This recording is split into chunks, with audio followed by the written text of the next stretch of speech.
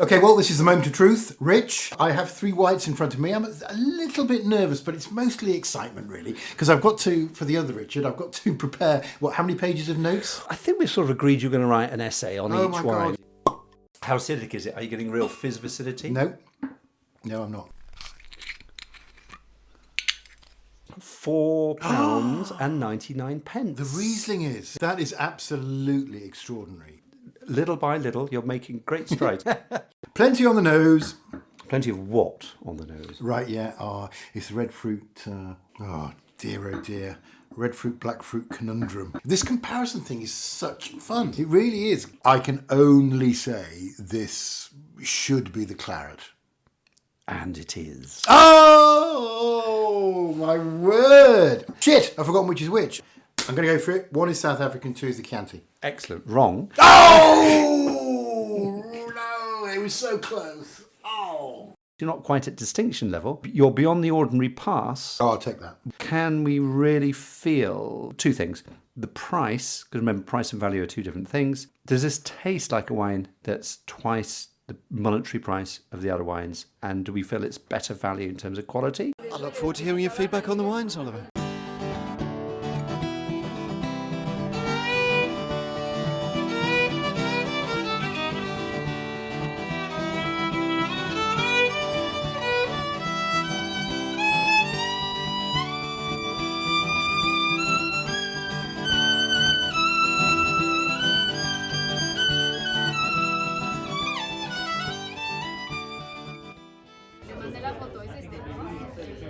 So here we are, and Richard Bampfield has joined us. We know all about Richard and what he does for Lidl and what an interesting character he is, and hopefully we're going to learn a little bit more about him through this conversation. But as this episode is all about wine value, and that doesn't mean cheap, and it doesn't mean the most outstanding. Richard B., when we say value in wine, what does that actually mean to you, someone who's an expert in this? I think, Oliver, you've made the key point already, that value isn't necessarily about price.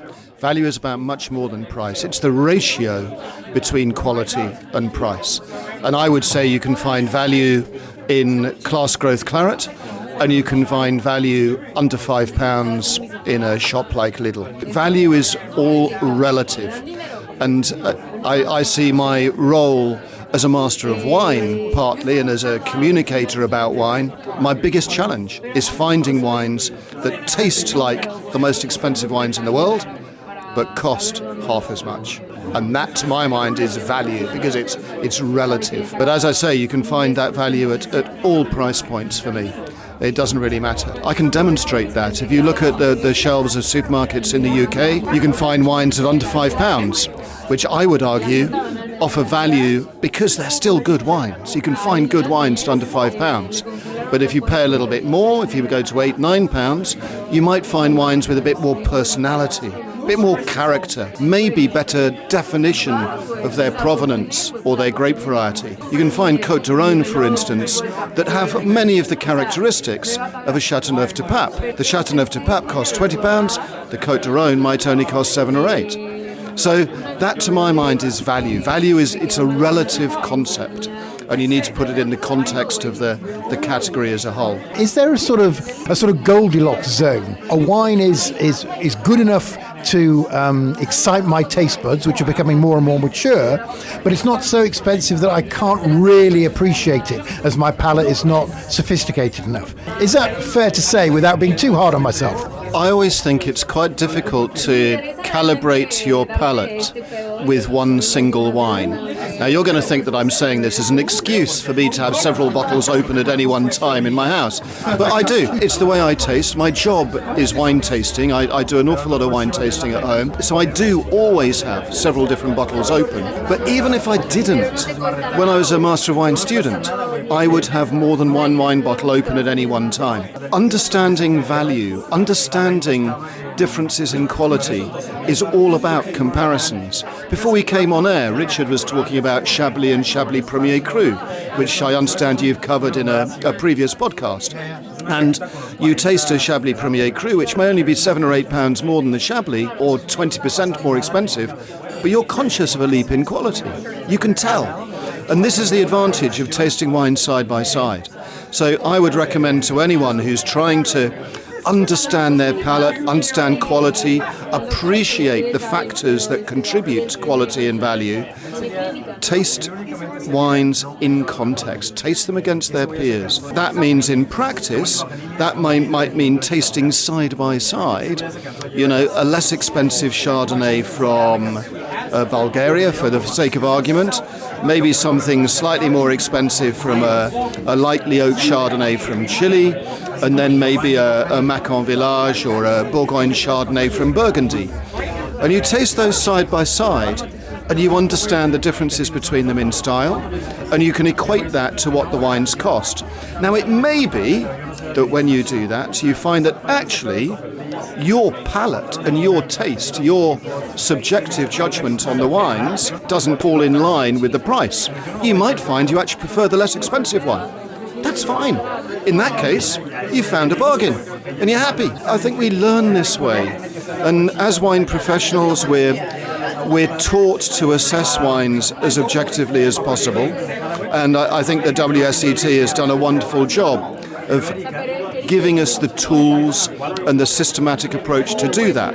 However, with the best will in the world, you can't ignore the fact that we are all different. We do have different palates, we do have different perceptions, and it is inevitable we're going to reach different conclusions about certain wines. However, objectively, we're trained to taste. So when you do a tasting yourself at home, if you find that your findings don't necessarily correspond to the pricing of the products, doesn't mean you're a bad taster. Doesn't mean you're wrong. Just means that different wines are showing themselves differently.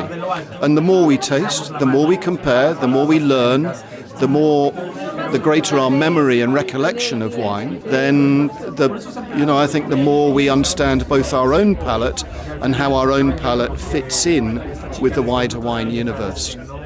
Well, I can understand why Richard chose you, Richard, because you've got this similar sort of comforting way of talking about wine, and my level of anxiety goes down listening to you as it does listening to Richard L., because I think, yes, this all makes perfect sense, and it's just practice and enjoyment, and it's not a chore. It's a wonderful journey, if you like, of experimentation and discovery. And when we did the Riesling tasting, I was hugely intimidated by that, and yet I did find two I liked, two I didn't really like that much, and then a couple that I was averse to. And I did exactly what you said. It had nothing to do with how much the price was. And also, more importantly, what you did is you became aware just in an hour or two in that Riesling tasting of the different styles afforded by that great variety, which is something that, as consumers, that is something we don't often are able to, as Richard was saying, if we can taste side by side a bit, it can just open up a little more of a window into what's going on, to be less intimidated about what wine is. And that's what you did. You're not intimidated by Riesling now,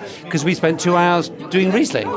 And my wife and I had a bottle over the weekend, and it was didn't last long. It was absolutely delicious. And has that experience, Oliver, has that helped you understand your own preferences for Riesling in terms of style, in terms of whether you prefer drier, sweeter, medium, any particular regions, different age? I'm just wondering, because I think that's key. If you do something like that, we can't all be expected to remember every wine we taste and drink, obviously. But I think when you find wines you either particularly like or particularly dislike, it is worth finding a way of remembering them, because that's how we build up our own personal memory bank of wines. We can do that in different ways. I mean, when I was young, I did it longhand. I kept a note in a book of all the wines I'd tasted, and I gradually built up my memory bank that way. And as a student, I would refer to those notes. These days, you might use an app like Vivino, or you might use another app where you can take a picture of the bottle and you can memorize it that way. For me, it's digital. So Vivino I use, and I'll make notes in that. I find it very hard to remember off the cuff, so I normally have to make a record of it. But in answer to your question, yes, I definitely understood what I liked in the Riesling world and what I didn't like, and what I sort of quite liked. And what it did for me, it opened my eyes that a single grape from a single country, I think actually no, it's multiple countries, but anyway, a single grape could be so much variety in tastes. And that was a real eye-opener, and the fact that I could tell as well. That I didn't have to be a wine expert, I had to be a human being with human taste buds. It was the only equipment I needed to be able to draw those distinctions. The other thing that came from your original comments on value was this notion that you can start with a relatively simple wine and go, that's quite nice, and it costs you £5 or £6. How on earth you find wines that can retail at that level is incredible to me, looking at the Lidl wine list. But then you can almost graduate and experiment with other wines up the price list, sort of using the price list as a kind of guide, but only a proxy for value. Not an absolute guide of value, but a proxy for value. You can use the wisdom of the buyer, and you can do it that way if you're buying all wines from the same retailer. Funny enough, I think one of the easiest ways to do this is actually to use the producer's own marketing techniques. So let me explain. So I used to work for an Australian wine company, Brown Brothers, and I used to work for them in the 1990s. And in those days, Australian wine was becoming well established in the UK. And they had what they called ladder brands. And the supermarkets loved this. So if you took a brand like Rosemount or Lindemans or Penfolds or Jacobs Creek, they would have their simple, easy drinking blend, which was normally a Semillon Chardonnay or a Shiraz Cabernet. And that would be at the lower end of the price point. That would be the lower rung on the ladder. Then they would move up to a single varietal. And the single varietal might be from a smaller area. So if the blend was from Southeast Australia, the single varietal Cabernet or Shiraz or Chardonnay might be from Padthaway or Barossa Valley or whatever it might be. And then they would move up to single vineyard. Okay? And so they developed this ladder, multi-regional blend, single varietal, single vineyard, and then ultimately they would have an icon brand at the top. So they developed this sort of ladder. And it meant that you could actually taste 4 wines from the same producer and see how the producer saw the progression in quality within a different grape or region or whatever it might be.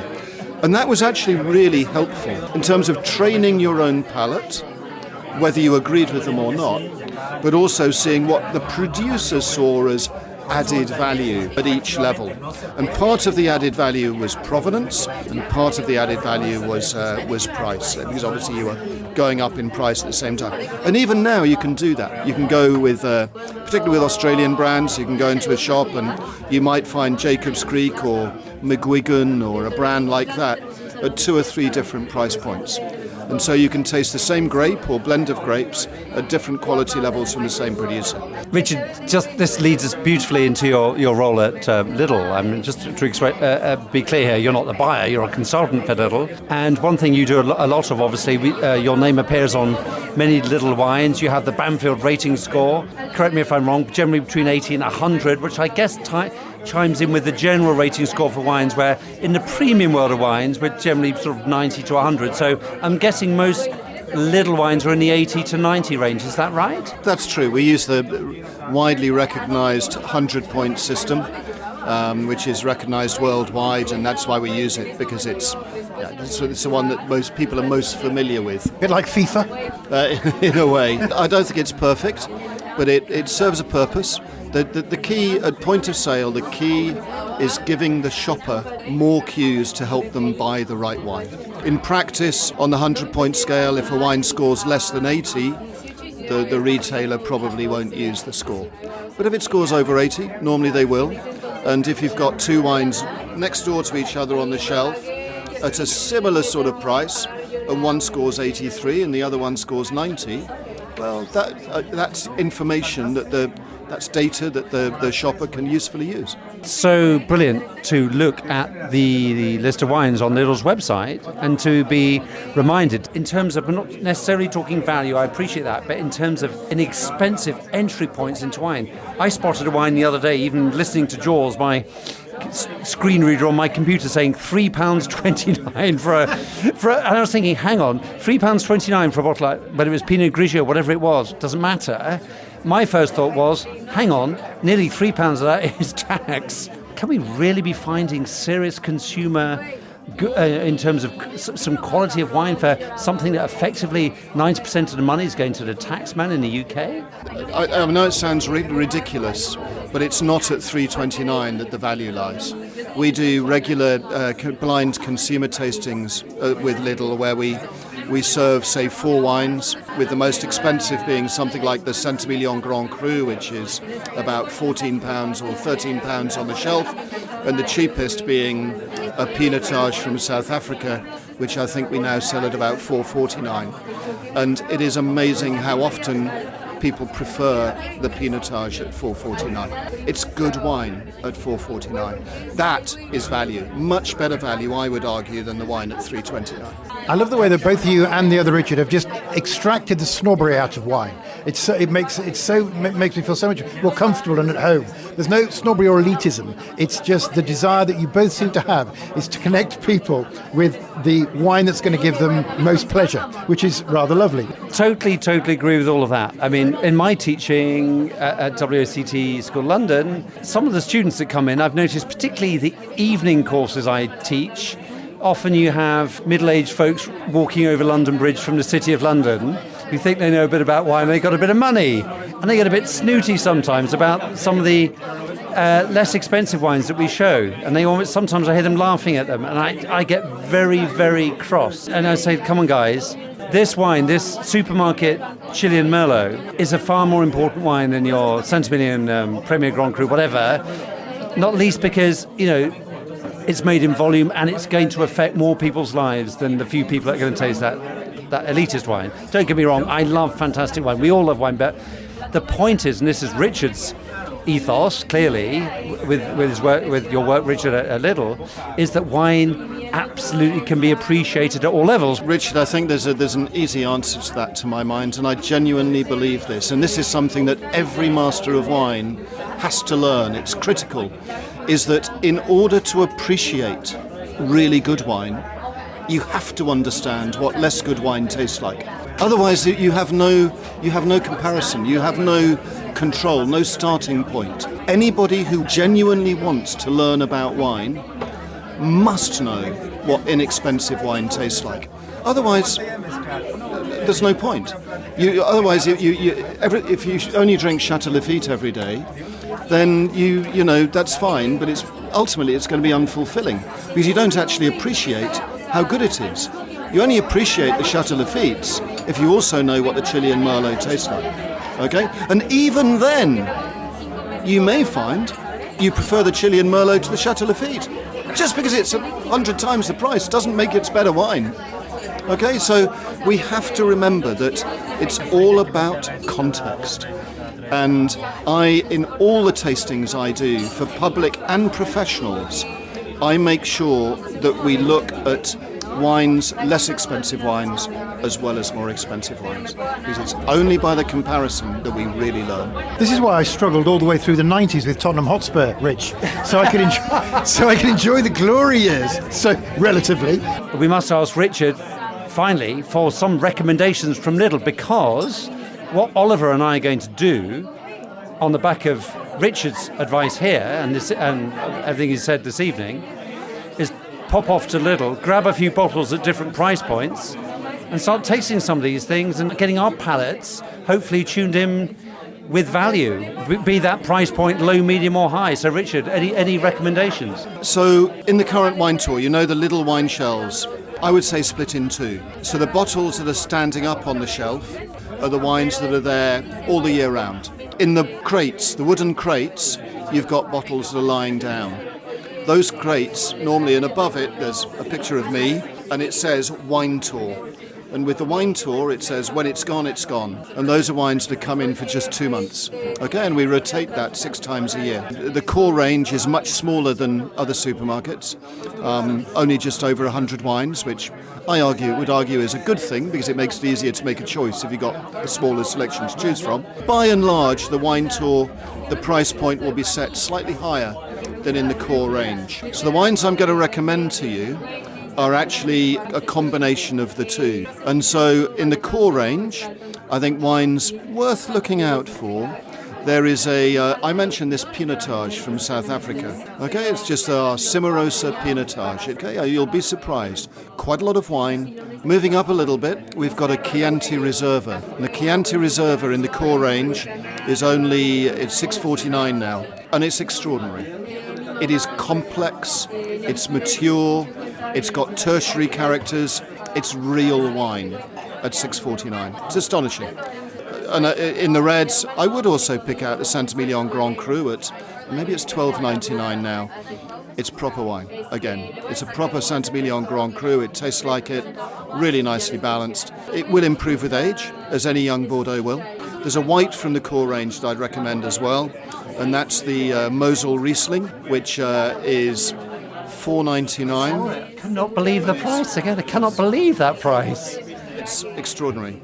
And just taste it. It is really nice Mosel Riesling. It's on the sweet side, $4.99, and it's proper Mosel Riesling. It's really good. In the wine tour, at the moment the theme is Italy. We've got an Arnese. Arnese is pretty unusual. Lovely, fragrant, floral grape from Piemonte. And we have an Arnese. It's beautiful wine. It's this lovely, fragrant, dry white, which I would highly recommend. We've also got, there's both a Frascati and an Orvieto. They are good, clean, they've got lovely flavour, they're really good wines. So those are all good. In the reds, there's a Nero di Troia, which is a grape that you don't often come across these days, which I think is lovely. And then finally, again, something different. We've got a Hungarian red, a Bikova from a producer called Boliki. Now, Bikova may not mean anything to you when I say that, but if I said bull's blood, then I think it would mean something to you. This is a wine that traditionally would have been called bull's blood, but these days they prefer not to, so they call it Bikova, and it's really worth trying. It's this lovely, juicy, quite savoury red from Hungary. All these wine tour wines would be between £6 and £8. That's where I think, from a Lidl point of view, we can identify real value and find genuine personality in wines at a reasonable price point. So it is, as Richard was saying, that we're coming back to the core, what lies at the heart of finding value in wine.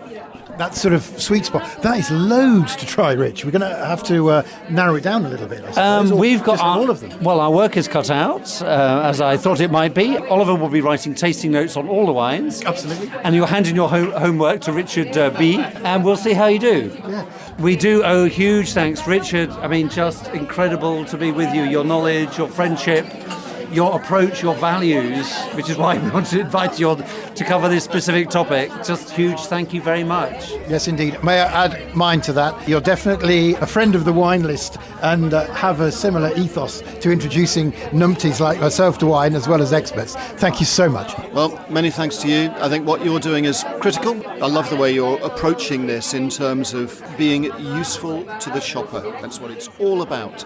I look forward to hearing your feedback on the wines, Oliver.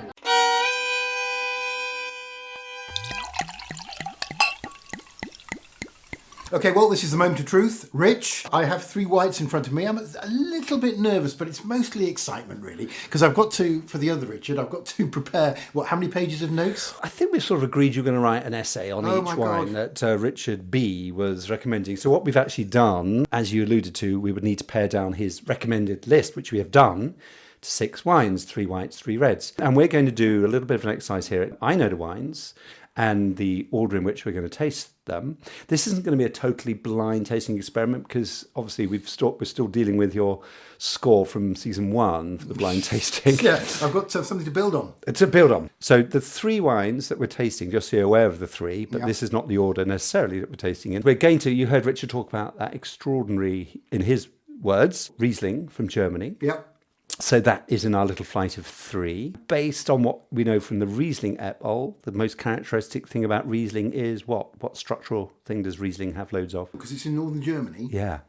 Is it sort of acidic? Absolutely. Yeah. I would suggest that if you've noticed that one of the 3 wines has got really obvious acidity and a bit of tartness possibly, that could be the Riesling, but let's see. Also, Richard B mentioned how Lidl rotates, not from their core range, but these other wines that come in every 2 months. And you see them in baskets, and they change every couple of months. And Italy has been the current focus. So we are picking up one of the Italian wines. A great variety I don't know very well, actually, so I'm going to be really interested to taste it. And it's the Arnese from Piemonte, northwest Italy. So our friend Louisa would be very excited. She would. She's excited. And that's a normal state of being. Exactly. Yeah. She would be very excited and also telling us off at the same time. It's supposed to be delicate and light and floral. Let's see if we can spot that one. The other white we've got is from New Zealand, but it's not the obvious New Zealand Sauvignon Blanc because we all know what they taste like. Pinot Gris. Are you familiar with Pinot Gris? I am. I've had the old Pinot Gris in my time. Yeah, very nice. Yeah, absolutely. Good. And just to give you a clue, I mean, generally New Zealand Pinot Gris is definitely fruity and will have a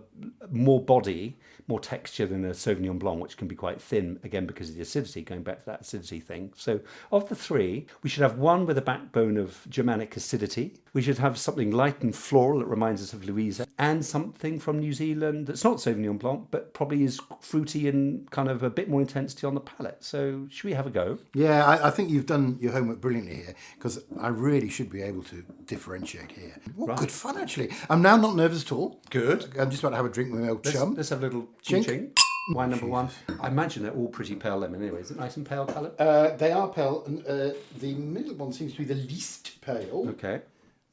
And probably number 3 is the most pale. So this is the middle paleness, number 1. Okay. Shall I still a bit? Okay. By the way, folks, all these little wines we're tasting, we'll give the full list at the end.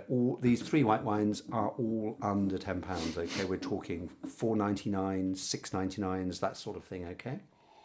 Seeing if we can find quality at a low price point here with our whites. Totally drinkable. It's not as full as flavours as some of them we've had. Oh, I'm not doing that. I should do the Slurpee. Quite pleasing. Not much on the nose, I have to say. Agreed. Pretty quiet, pretty subdued. On the palate, definitely light, isn't it? Very much so. Quite delicate, would you say? Yes, I definitely would say delicate. I'm not even being the witness is not being led. I agree. So that is light. It's How acidic is it? Are you getting real fizz of acidity? no, I'm not. So using a bit of what doctors would call, imagine you're a doctor taking a history from a patient, they call it differential diagnosis.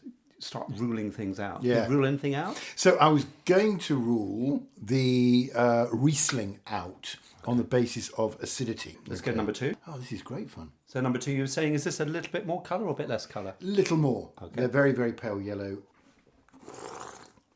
Oh, that seems sweeter. What are you tasting here? Not Tell me your acid thoughts. And smells and taste, remember?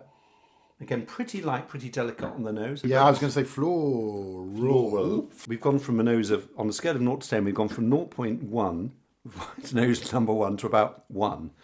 Oh, golly, I'm thinking New Zealand for that one. Why? Because you said it would have a little bit more to it, body-wise and texture-wise, than standard. So I'm sort of thinking Pinot Gris on the 2. How do you find the acidity? More or less than number 1? No, God, it's like having your eyes tested. It is. Sorry, Richard. That's all right, mate. Is this side better or this? This or this? I can see bugger all. I can see FA with either. Please, can we move on? I'm getting a little bit of a citrus zing here. Okay. There's a bit of acidity here. But then remember, all wines have acidity. Yeah, it's just that's right. that first one, I think you ruled out Riesling, and I think possibly that was a good observation. We really need to look at wine number 3 and then compare all 3. So let's go to number 3. Oh dear, it's smelling like the first one. Damn, I was hoping someone was going to leap out the glass at me and say, "Das Riesling!" And the thing is, when you're looking at inexpensive wines here, they're probably the thing they're going to lack is intensity. So the fact that they're not leaping out of the glass is kind of unsurprising given their price points. Right, so this is massively more fruity than the other 2. Enormously so. To the fact that it tastes quite sweet.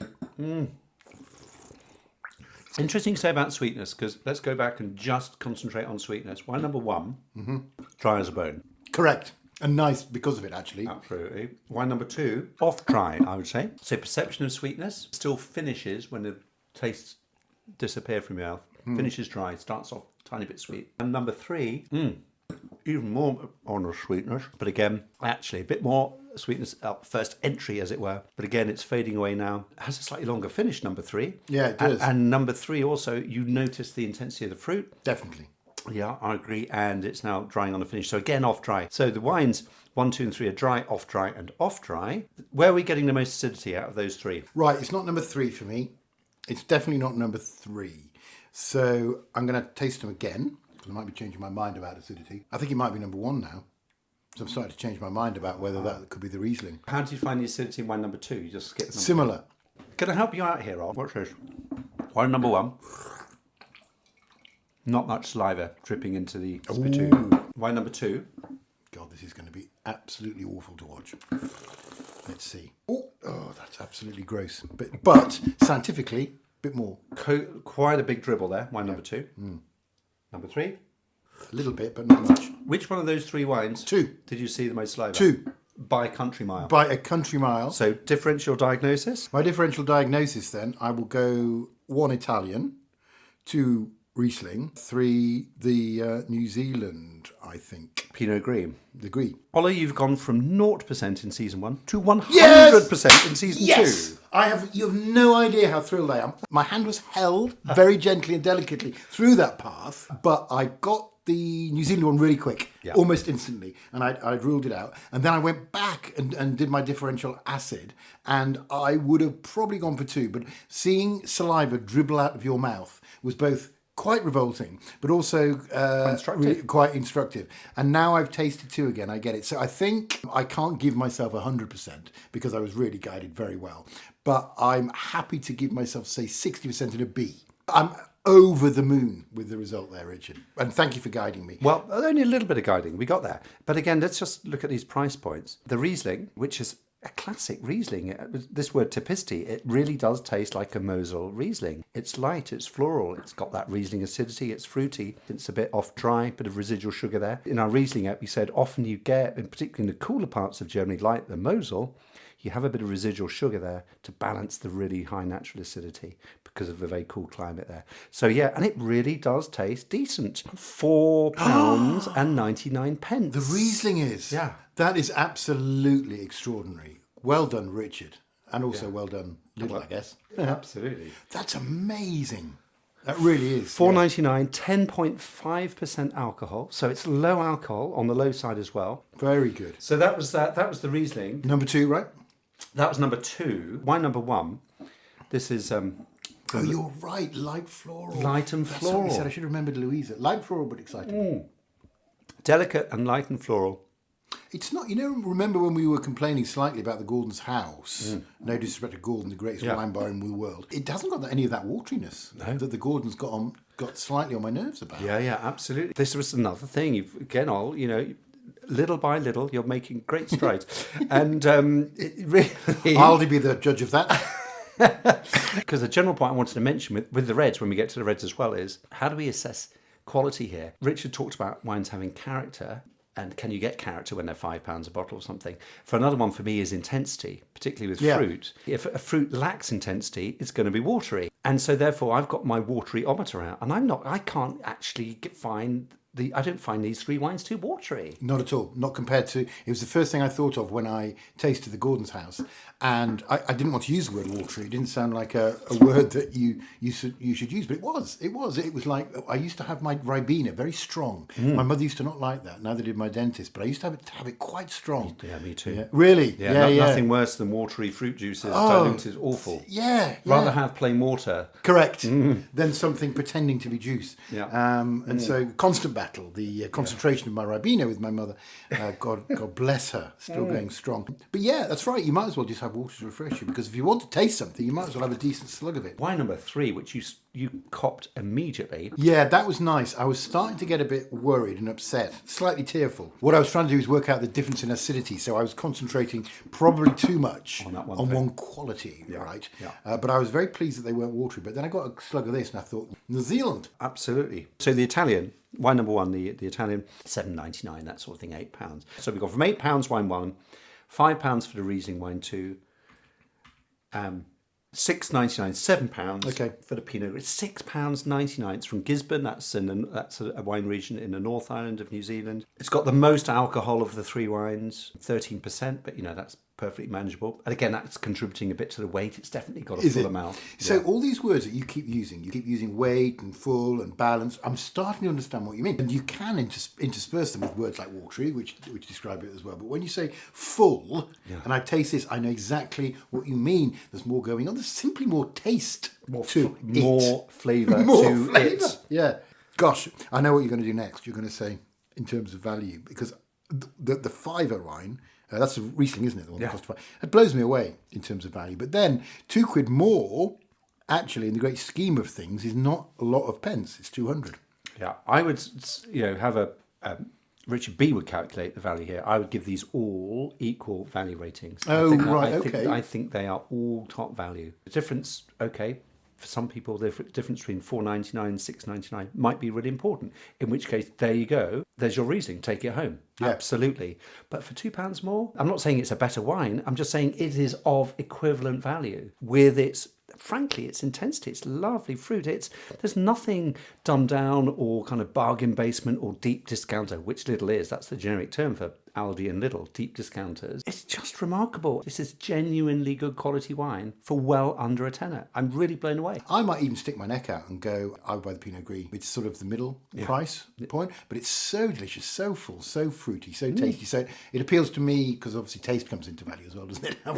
Indeed. And the other thing we picked up as well is that with the Pinot Gris, it definitely lasted the longest on the palate, had a good finish. Yeah, and it also had the best first impression as well. It sort of exploded into your gob and said, hello, here I am, I'm from New Zealand. That's what people from New Zealand do. So far, so good. I really hope we keep this going for the Reds. Keep this going also. At the moment, 3 out of 3, it sounds like a rock song. 3 ain't bad, but it's not. 3 out of 3 is really good. I think Meatloaf, maybe? Yeah. Meatloaf. 2 out of 3 ain't bad. Yeah, I don't know what the one that was he'd missed out on. It's probably Staying with the Lady, I'd have thought, if I know my meat. And your loaf. So, Reds time all. Here, again, following Richard B's recommendations, 3 little wines. 2 out of the 3 are under £10 and 1 is over £10. So we might just want to explore that. Can we obviously smell, taste a leap up in price point, maybe with one of the wines? So that's one bit of your homework. Tricky. Of the 3 wines here, a Pinotage, that is a black grape variety. Let's face it, unique to South Africa. That's where they created it. Pinotage is often red fruity, can be a bit black fruit when it gets ripe, but look out for red fruits. Red fruits. Do you know, red fruits versus black, it makes me anxious. Can be a bit smoky, can be a bit bonfirey. What does bonfire mean? Smoky. Oh, I see what you mean. Smoky, really smoky. So if there's something really smoky, it could be the Pinotage. Richard really raved, and I'm dying to try it. A Chianti Reserva, £6.49. By the way, the Pinotage, £4.49, the least expensive wine today. Chianti £6.49, and Richard raved about it because he said, it's paraphrasing him, but along the lines of, it's proper wine, it's got tertiary, i.e. it's got bottle aging, it's got some sort of character, maybe dried fruits, potentially a bit leathery, those kind of things you associate with good Bordeaux. Let's see if we can spot that. It's great when he said that. It's a proper wine. You knew he meant it. In the other wine, which he mentioned, and it is Bordeaux, and this is a nice link again back to your pa up in Yorkshire. Yeah. And is Saint-Emilion Grand Cru. Just a quickie. Saint-Emilion is an important village in the Bordeaux region. It's on what's called the right bank, because there's right bank and left bank, which did your head in when you looked at the Chez Bruce wine list, you remember? Individual bits of a river. That's it. It's crazy. What's going on? And this is the right bank, and this is where you tend to get more Merlot, rather than Cabernet Sauvignon, because it's all to do with soil and terroir and stuff. Let's not go into that. We're tasting a Saint-Emilion Grand Cru. The Grand Cru is important because only the better Saint-Emilion wines can be classified as Grand Cru. So there must be a certain quality level here. It's £14.99. Wow. So clearly, that's a massive leap up. I'm tripling the price of the Riesling. Let's not get obsessed with the price of the wines. No. Let's focus on the quality of the wines. And a Bordeaux is going to be kind of a Saint-Emilion Grand Cru. It's a young one, 2020. Expect some kind of plummy fruit. Expect some cedar vanilla notes from the oak maturation this wine will have had in the winery. Something a bit more complex. We'll see. Oh, blimey.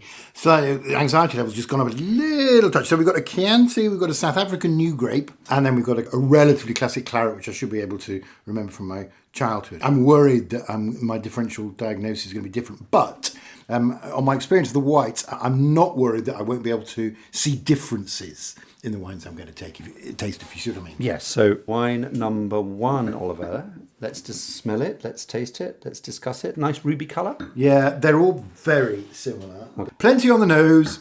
Plenty of what on the nose? Right, yeah. It's the red fruit. Oh dear. Red fruit, black fruit conundrum, I don't call it. Well, sometimes you get both, so it's fine. Could be a bit of both, but it smells like, it's what I call, I always make my students titter sometimes when, believe it or not, Ollie, I can be funny. And I say to my students, I think we need to refer to the cherry plum axis. Oh, no, I like the sound of that. Yes, very good. Because when fruit gets ripe, when grapes get ripe, the flavours they can produce often cross over from red fruit into black fruit. And I think it's really useful to know, particularly as one can find red cherries and black cherry, and red plum and black plum, when you're getting this kind of, is it red, is it black? Let's refer or defer to the cherry plum axis. That's pretty safe ground. I think that's where we are here.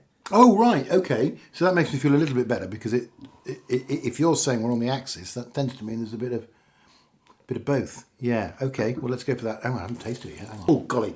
Oh, no, it's happened again. One of those adjectives I don't have, because there's a taste in there which I can't describe. I think what we're getting here is quite spicy, I think. I think it's fruity and spicy. A bit peppery. Gosh, it's got a decent finish, and it's a really interesting wine. So then let's not make a judgment call. I think it's clearly got some complexity. Remember what Richard B said, it was really telling. Okay, of course, wine professionals do this a lot, but, he's never tasting wine in isolation. And I'm not saying, we all want to analyse wine. We just want to open and have a nice glass of wine. I get that, of course. But sometimes it's just fun when you're trying to understand wine is taste 2 wines or 3 wines side by side, which is what we're doing here. From that point, you can then start to do differential diagnosis. So, wine number 2, I think you're quite right, by the way, because that Pinot Gris is the one I now have stuck in my mind. Because what I'm trying to do is create a register of things that if I see on a wine list, I go, ooh, that's quite nice. To get down that road of being able to pick up a wine list with confidence, which is what this is all about. So, differential, okay. Absolutely right. Okay, tanniny, the first one. Yeah. So how different, stylistically, taste-wise, is wine number 2 to wine number 1? There's a sort of bitterness in there in number 2, right? It's probably got a bigger flavour, I find. I'm going to try it again, just a little tiny sip. I think there's more going on in 2. But the finish of number 1, it was still finishing as I was sipping number 2, which I'm sure is not the best way to taste wine. Oh, dear. You picked up on a good point, though, because what wine number 2 has is a bit more fruit intensity. Black fruit, red fruits and black fruits, cherries, the cherry plum axis again, I would say, actually. Right, okay. Just make a note, point in the sand here, Ol, that wine number 2 is much fruitier than wine number 1. More obviously got a riper fruity flavour than number 1. And ripeness often equates to climate and warmth. So I would suggest that number 2 has come from a warmer climate than number 1. Interesting. Just a thought. Tell me about the nose on number 3, Ol. It seems less than the others. When you do smell it, even if it's a bit less, what things can you smell on the nose? Well, I was going to say licorice, but I just think that... Really? I agree. That's good. My God, it is licorice. And there is fruit. Can I say... I don't know. I just don't want to say the wrong thing. We haven't talked about oak. Sometimes, white wines too. None of the white wines we had, Ol, had seen any oak.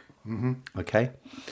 Oh, my goodness me. I would say potentially all 3 of these wines have seen some oak. And oak gives you these slightly woody notes, a slight vanilla cedar smell, slightly spicy. Do you have any thoughts about that in terms of nose or palate with number 3 or any of the other wines? I really don't want to say vanilla if I don't believe it. Hang on. I'll tell you what I do believe. And I'm going to try the other 2. This comparison thing is such fun. It really is. Please, beginners, don't take too much of a big glug out of your sample. Make sure you have several glugs to go, because it's such fun. It's a really good way. Richard, again, was spot on this. And I love the way he goes that you can't be a good taster of wine unless you know what a cheap wine tastes like. There's not a hint of snobbery with him. It was just saying you can only really appreciate a good wine. Of all the wines, in all the places. In all the world, she walked into mine. She drank mine. The one that reminds me of home is number 3. Claret, Yorkshire. Okay. Father. His disapproving looks. Okay. And what reminds you of that? Why did you make that connection? I think they're all tanniny though. I'm not sure whether I should be expecting one to be less so. Oliver, you're making great steps. Again, right. I'd say more than little by little. I mean, really a pace now. Wine number 3. Really quite tannic, isn't it? My gums are really dry. Yeah, totally. So we've got some high tannins there, which we would expect from light wines potentially, like good quality Chianti, but has high tannins often. Saint-Emilion Grand Cru, often you would expect high tannins. I'd say the highest tannins of the 3 is number 3. Yeah, I think it might be the tannins that's clicking my memory, Rich. I can only say this, should be the claret. And it is. Oh, my word. Oh, it's so nice. It's so nice. Would I have detected this as most expensive? I fancy I might, actually. It's home. It's lovely. I'm back in Yorkshire with father's disapproving glances. That's it. Well, you got my disapproving glance now, because your homework is not yet done, Oliver. We still have to analyse wines 1 and 2, and I still want to come back to 3, because the Santamino, as we've explained, is by far the most expensive wine. So I'll be tasting the quality there. Well, let's just deduce. We've got a Chianti and we've got a Pinotage, and a Pinotage is often a bit smoky. I say. Right. Okay. A bit barbecuey, a bit fruity because it comes from a warm climate like South Africa. Chianti generally is kind of red, sour cherries and plums. May well have a bit of oak, a bit of dried fruit possibly. I said one of them was sour. I think it might have been number 2. Damn it, I'm getting confused now. I'm in a good position. I don't even mind if I get this wrong. Well, I mean, you've got 66%. I think we'll let you pass. Yeah? Pass on to the... You have now qualified for the beginner's course. Because... It turns out you have some level of sentience. They're both as sour as each other, as I can tell. Oh, number 1 is more fruity. Number 2 is more closed. Mm-hmm. Decision time, Oliver. Time and what is it? Tide, I think. Tide, yeah. Hi, Louisa. Yep. Wait for no man. Shit! I've forgotten which is which. So, what am I looking for? Fruity and oaky, or are they not the same? Well, they could both be oaky. I would say one is a bit riper fruit than the other, and one may be slightly more Christmas cakey, slightly more dried fruit than the other one. Okay, fine. I'm going to go for it. 1 is South African, 2 is the Chianti. Excellent. Wrong. Oh! No, it was so close. Oh! Well done. You've got 4 out of 6. Yeah. But what is so nice is that the claret just popped up. It said, hello, I'm the claret. Remember me from... Burley and Wharf Tale, circa 1980. Lovely. It's a whole new world. This comparative diagnosis. This is the business. Right. Yeah, it's the only way you learn. It really is. So I was doing really well. I stumbled at the last moment on the Chianti versus the South Africa. Sorry, remind me of the grape in the South Africa. Pinotage. The Pinotage in South Africa. Let's see if we can reverse engineer. What am I looking for in the Chianti? Sniffing and smelling the Chianti now. It smells like plums, and it smells a bit dried, the fruit, not just fresh fruit. It reminds me slightly of Christmas cakey fruit. I just have to echo Richard B. £6.49. This is a really serious wine. There is nothing, let's patronise it and say it's really good. This is genuinely really good. If I was tasting this and didn't know the price, I would think this was probably £15 to £20. What do you think of? Yeah, there's no water. It's like maybe I was a better taster when I was 8 years old drinking my Ribena than I thought. This is the right level of Ribena, because if you go, this is what Louisa said, if you go too much fruit, it's sticky and horrible. So maybe the Ribena test was is the classic. So watery, meh, might as well have water. Too fruit and sickly, horrible. This is in the Goldilocks zone, re-fruit. Yeah, absolutely. And the thing about number 2, don't know if you can get this. There is Pinotage can be a bit interesting on the nose. There's definitely something a bit smoky. It smells like ground coffee, slightly chocolatey, smoky. Have you still got some Santaminion Grand Cru? Yeah, I have. I'm going to declare Yorkshire wine. Partial victory. Although the Chianti and the South African, I don't think I'm there yet in terms of being able to differentiate those. Okay, that's right. The claret piled out of the glass at me like an old friend. So clarity at last. Exactly. And I'd love to share this with Dad. He'd love this. What I really want you to, obviously, is bring about lovely memories, which is great. And again, this is why, how much do we love wine with its associations? We've talked about this with music, with memories, conversations, family, friends. Can we really feel 2 things? The price, because remember, price and value are 2 different things. Does this taste like a wine that's twice the monetary price of the other wines? And do we feel it's better value in terms of quality? It's such a fantastic question, because this is all about value. And I have to say, I mean, it has a personal association for me. I have to say no. These are subjective things. The amount of pleasure. It should be an SI unit of pleasure, like the chuckle. Can we measure our dopamine that's expression in our brains? That's that's about 13 dopes, and the other one's about 10 dopes. No, No. So if we're talking about value, those other two were so delicious and so much fun to kind of analyse and compare. I got the comparison wrong in the end, which probably says something as well. Is the other one, which is my favourite, can't say, is it double in terms of... no, it's not. It's not. You can get an enormous amount of pleasure out of those other two. What was the price points again of the Chianti and the South African? The Cimarosa Pinotage, I'm sorry, I overpriced it earlier. £4.25. Wow. It just come all that way and be taxed. And still they're making money by charging £4.25. Yeah, well, that's a good question. I hope they're making money because we've just had a budget, so expect that to go up a bit. Basically, on a simple bottle of wine with this percentage of alcohol, which is 14% alcohol, by the way, Al. That backs up backs up that warm climate coming from a warm place. Remember your wine, your viticulture ep in season 1. The more warmth, the more heat, the more sugar in the grapes, the more booze. Of course. That fermentation. 14% here. When you consider that £3 of that is tax, they've got to shift a lot of this wine to make any money on it. Imagine the margins on this bottle. That's not a business I would like to be in, It's terrifying. Terrifyingly fine margins. And then you get a bad year or some mix-up or there's a supply chain issue. Oh, terrible. I'm already thinking, okay, we've done this for the podcast, but just for my own personal use, I'm going to go to Lidl and buy some more wines. That's exactly what I was thinking. Even more so for me, who is just sort of starting out on this.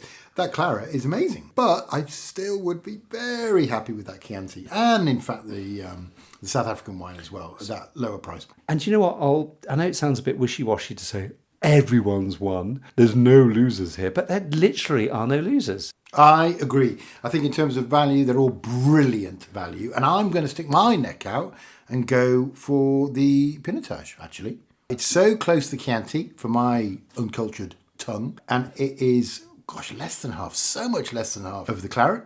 I am going to say congratulations, South Africa Pinotage. I hope you're making money. That's the one for me value-wise. And I tell you what, of course, I'm drawn to Bordeaux. I love wine. Teach wine, lived in France near Bordeaux. I totally understand and respect the quality of that Saint-Emilion Grand Cru, totally. But in terms of what I'm going to do, I could buy 3 bottles of the Pinotage. That's the test. And frankly... the 3-bottle test. The 3-bottle test. So hats off to Ol for improving remarkably on his score from season 1. 0% to 66.6. You're in merit terms. You're not quite at distinction level, but you're beyond the ordinary pass. I'll take that. With my wine classes. So again, shows progress. In summary, Oliver, well done, dear boy. Your favourite white and your favourite red, well, I think we know. It's the Pinot Gris from New Zealand for you and the... Pinotage, is that right? Well, I think in terms of value, yes. And if I chose to, I would choose the Riesling. I like the Pinot Gris very much, but the Riesling was just fabulous. And that was the Mosel. That was beautiful. $4.99. And again, as we've just said, love all those 3 reds. But well done, South Africa, the Pinotage. Yeah, congratulations, South Africa. Yeah. You produce some great wines.